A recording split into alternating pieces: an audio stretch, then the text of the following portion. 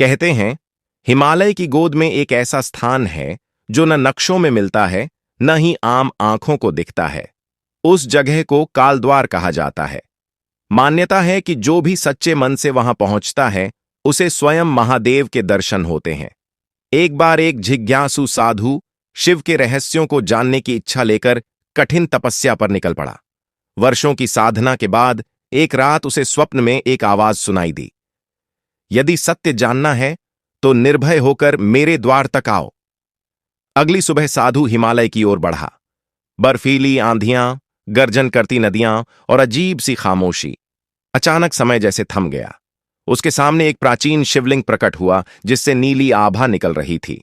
तभी आकाश से गूंजती आवाज आई, मैं आदि भी हूं, अंत भी, मैं विनाश में भी हूं और सृजन में भी।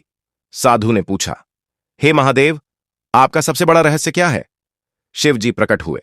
जटाओं में गंगा, कंठ में विष और आंखों में अनंत ब्रह्मांड। उन्होंने कहा, रहस्य बाहर नहीं, भीतर है। जो स्वयं को जान लेता है वही मुझे जान लेता है। अगले ही क्षण सब कुछ विलीन हो गया।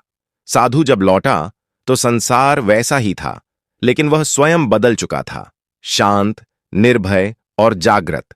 कहते हैं, आज भी जब कोई सच्चे मन से एयूएम नमः शिवाय जपता है तो महादेव उसी रहस्यमयी रूप में उसके भीतर प्रकट हो जाते हैं।